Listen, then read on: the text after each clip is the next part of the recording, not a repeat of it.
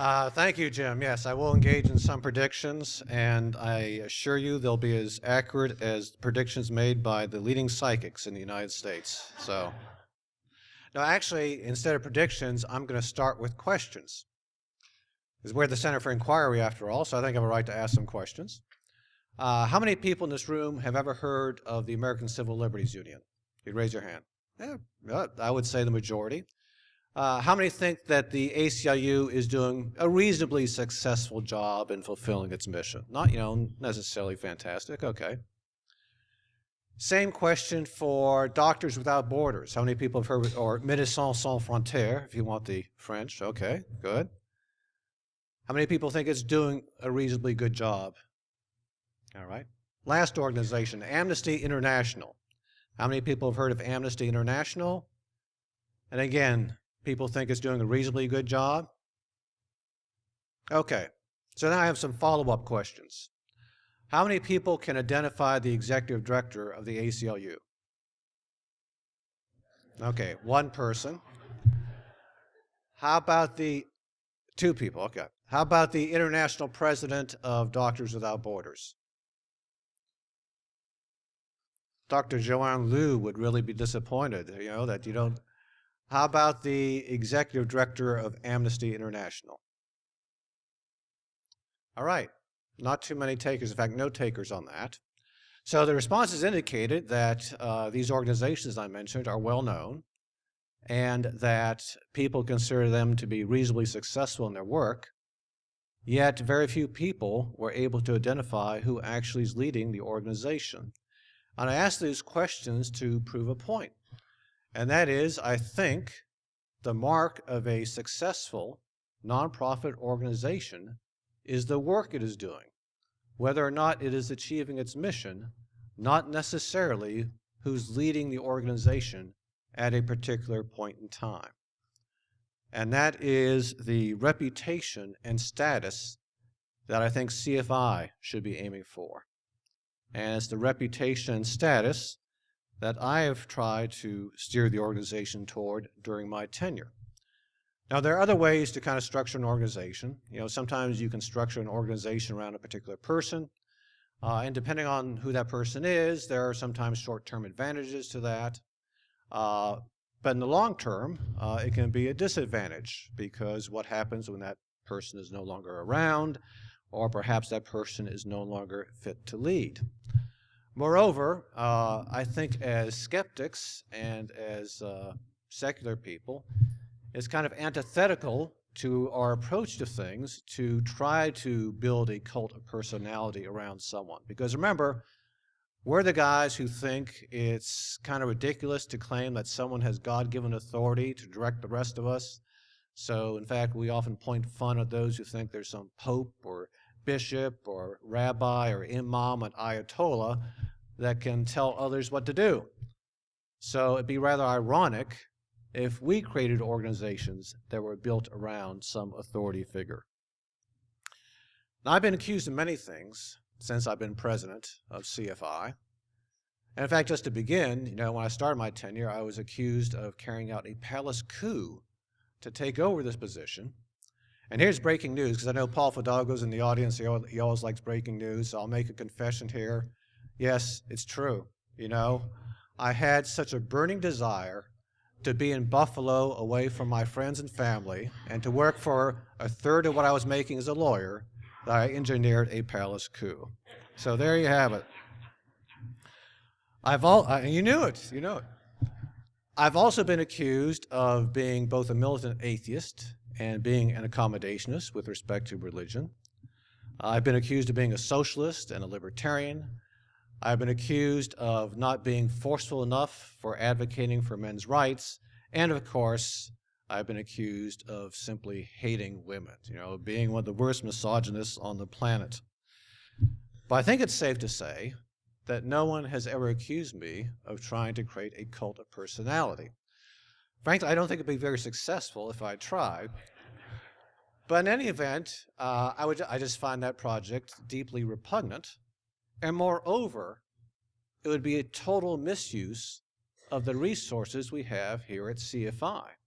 So in fact, one thing that struck me when I took over the presidency of CFI is that I thought we were not deploying our intellectual capital, the resources we had in the organization, in the most productive and efficient manner. So in fact, I indicated to our staff that, yeah, of course, I'm going to be on the road. I'll be talking to people from time to time. I'll be quoted in press releases. But I wanted other people to get on the road, talk to our donors, talk to our supporters, make news, get quoted in press releases. So I encouraged people like, Tom Flynn, Debbie Goddard, Michael DeDore, Nick Little, Joe Nickel. Not that Joe needed much encouragement, but Ben Radford, Paul Fidalgo, many others on our staff.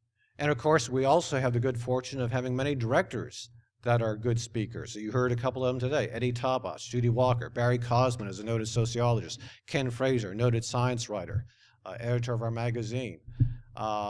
And beyond that, beyond the staff and the board of directors, we have many distinguished scientists and philosophers and scholars who are associated with the organization. And so I've decided we needed to make better use of them. Point is that CFI is not and should not be the organization of just one individual.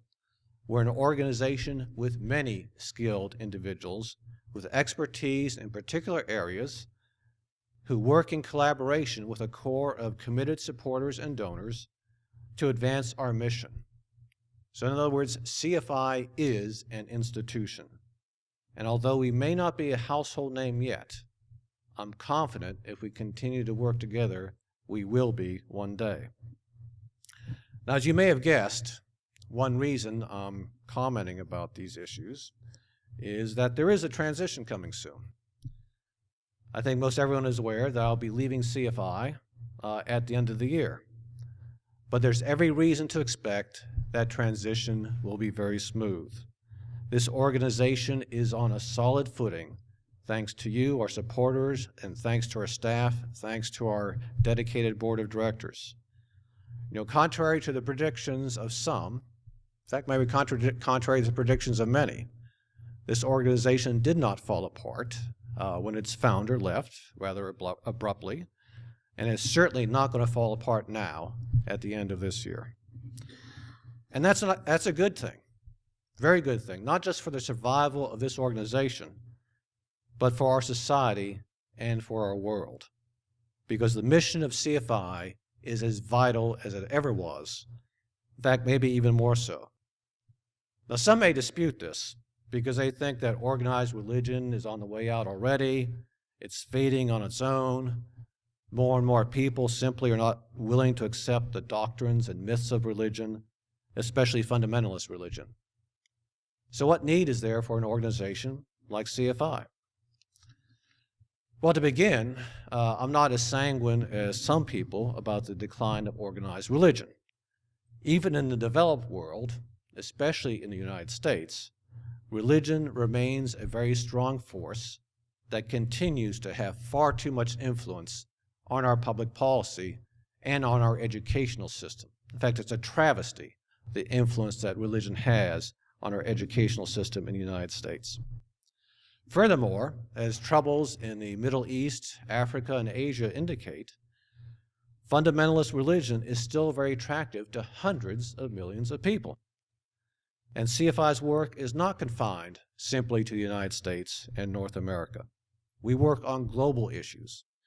And one of the issues that we have focused on in recent years is the repression of free speech and freedom of conscience in many countries, especially through blasphemy laws and laws that prohibit apostasy. This continues to be a very pressing problem. Some may say it's even gotten worse in recent years. But there's actually a more basic reason why the decline in religious belief, if it does continue, does not signify the end of CFI's work. CFI's mission is not primarily to increase the number of atheists. Now, don't get me wrong. I'm not saying that's a bad thing. It's a very welcome development from our point of view.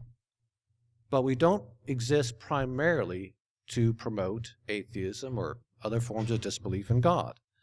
We actually work at a more fundamental level. What we do is promote critical thinking. Critical thinking.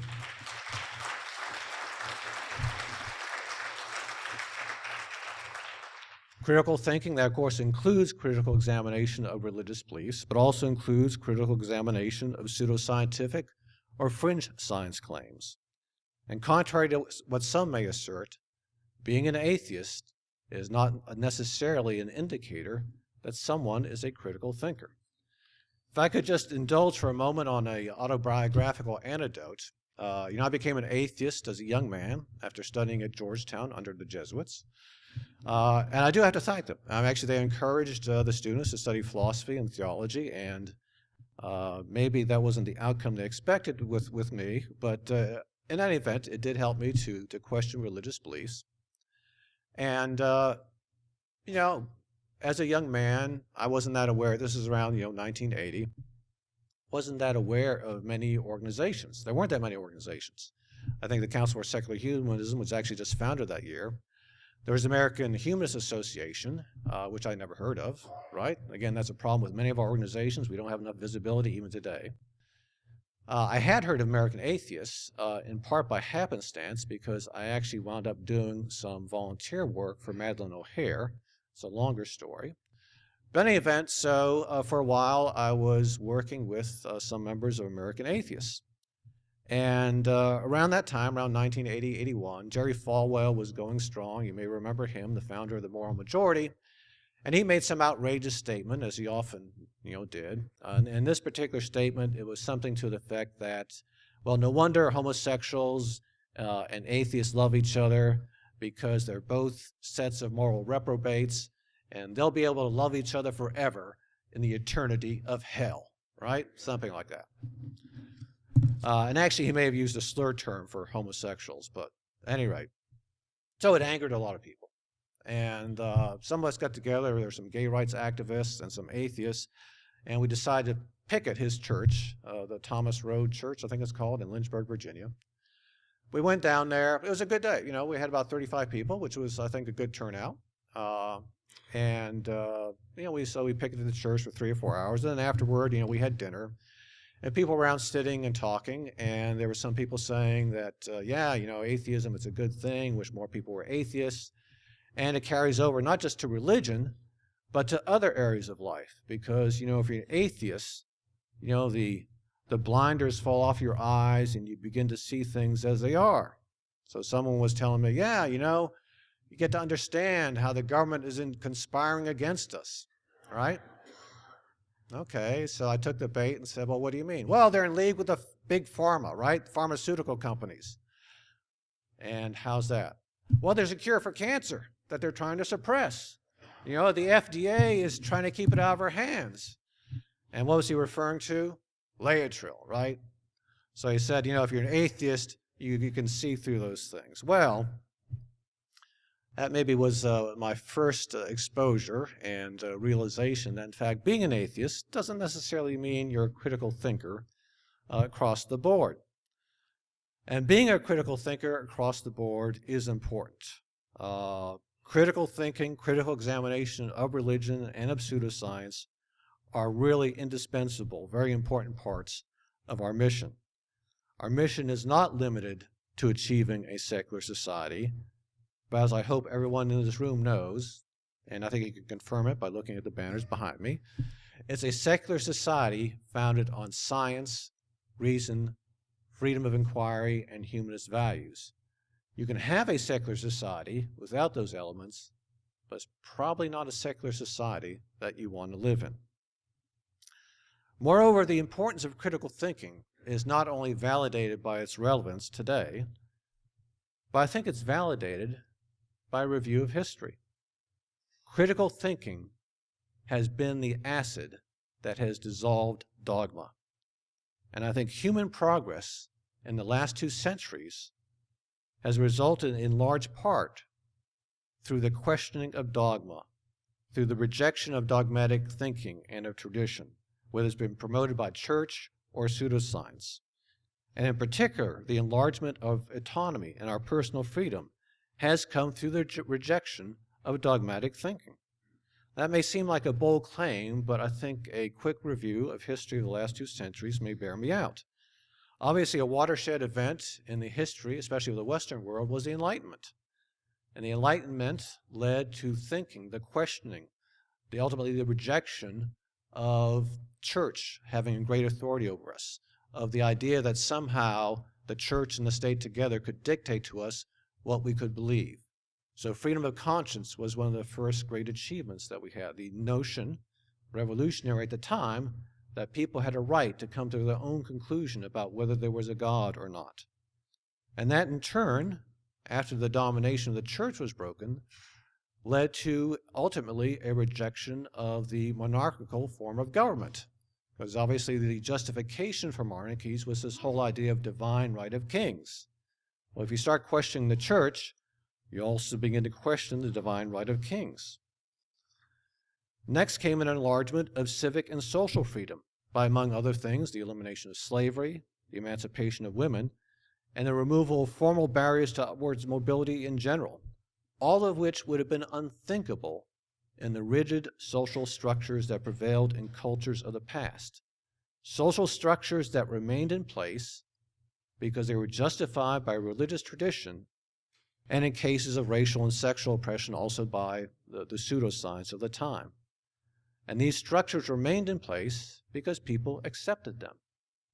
And they started to fall away, to erode, to disappear, because people began to question them. They began to use critical thinking to question, why are we following the dead hand of these traditions? And then in the last 50 to 75 years, we've seen autonomy, personal freedom expanded in the area of our personal relations, such as marriage, divorce, reproductive options, again, with all these advances being made possible because we live in a society that increasingly has rejected religious and ideological dogma. So critical thinking, the unwillingness to blindly accept tradition, to bend to the ways of the past, I think has been instrumental in the progress we have achieved in the last 2 centuries. And much has been accomplished. But although much has been accomplished, much remains to be accomplished.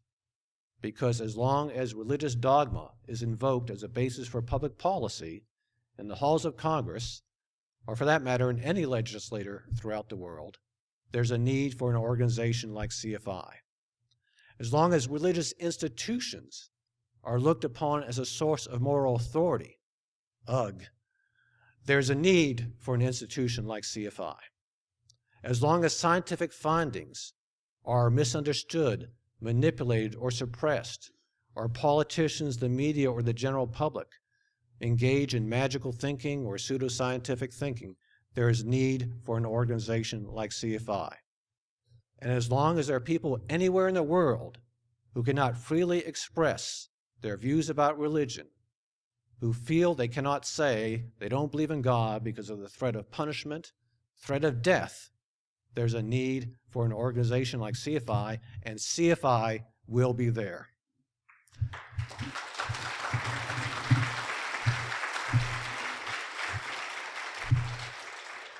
So not only is the work not over, but we continue to face many daunting challenges.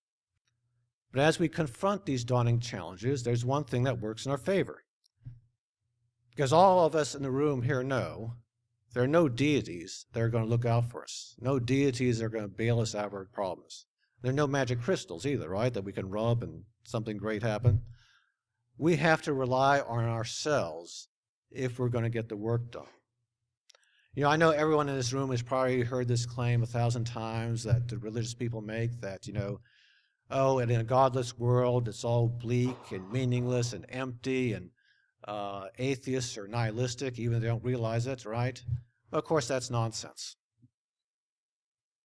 In fact, I think as one learns to distance oneself from the spirit world, one begins to realize it's precisely because our lives are finite that they take on significance.